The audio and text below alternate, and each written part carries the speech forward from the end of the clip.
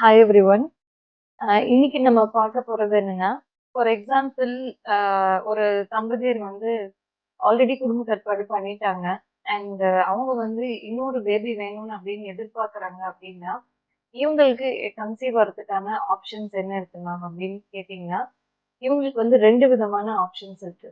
So number 1 வந்து இந்த டியூப rejoin பண்ற ஒரு சர்ஜரிக்கு டியூபல் ரீகனலைசேஷன் சொல்லுவோம். இத 2 விதமா பண்ணலாம். ஒண்ணு வந்து ஓப்பன் சர்ஜரி, இன்னொன்னு வந்து லேப்ரோஸ்கோபி.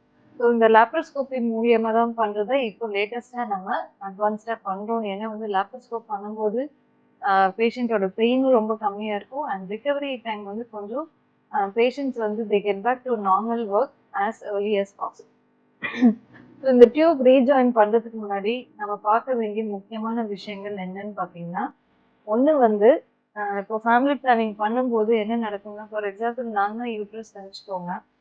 என்னோட கை தான் டியூப்ன்னு வச்சுக்கோங்க. ஸோ என்ன ஆகும்னா, இந்த டியூபோட மிட் பொசிஷனை வந்து கட் பண்ணி எடுத்துருவாங்க. ஸோ இது வந்து ரெகுலரா பண்ற ஃபேமிலி பிளானிங் சர்ஜரி. இன்னொன்னு வந்து இன்கேஸ் வந்து ஃபேமிலி பிளானிங் லேப்ரோஸ்கோபில பண்ணியிருக்காங்க அப்படின்னா, ஸோ அவங்களுக்கு என்ன பண்ணுவாங்க, இந்த டியூபோட ஒரு பார்ட் ஒரு மிட் பொசிஷன்ல வந்து ஒரு ரிங் மாரி அப்ளை பண்ணிடுவாங்க. ஸோ இந்த டியூப அந்த அந்த ரிங் அப்ளை பண்ண இடமோ, இல்ல வந்து நம்ம ஃபேமிலி பிளானிங் இடத்த வந்து ஃப்ரெஷன் அவுட் பண்ணிட்டு, அந்த எட்ஜஸ வந்து திரும்ப ரீஜாயின் பண்ணுவாங்க. அண்ட் இந்த டியூப் வந்து திரும்ப ஓப்பனா இருக்கா இல்லையான்னு சொல்லிட்டு லாப்ரோஸ்கோப்லயே நம்ம செக் பண்ணுவோம். ஸோ இதுதான் வந்து டியூபல் ரீகனலைசேஷன்.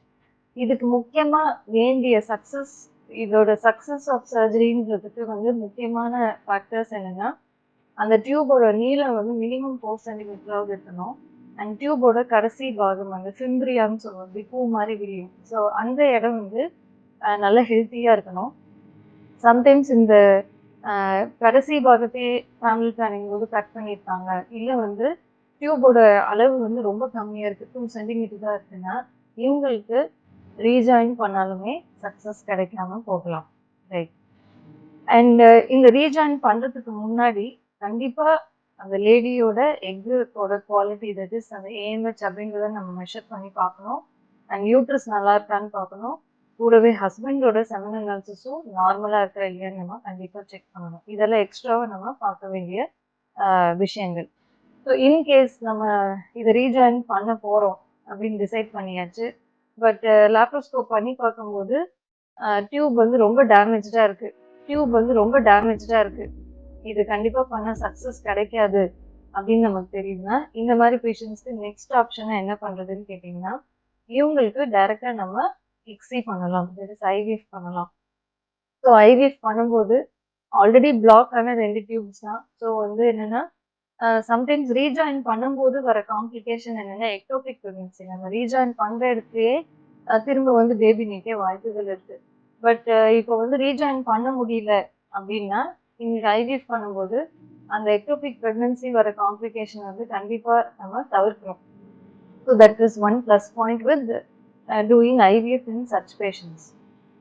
இன்னொன்று என்னன்னா, ஐவிஎஃப் பண்ணும்போது நீங்க ஒரு மேஜர் சர்ஜரியை அவாய்ட் பண்ணலாம். இந்த லேப்ரோஸ்கோப் பண்ணி அதை ரீஜாயின் பண்ண முடியுதா இல்லையா அப்படின்ற ஒரு தடுமாற்றம்லாம் இல்லாம டைரக்டா வந்து நீங்க ஐவிஎஃப் சூஸ் பண்ணாலுமே உங்களுக்கு நல்ல சக்சஸ் கிடைக்கிறதுக்கு வாய்ப்புகள் இருக்கு.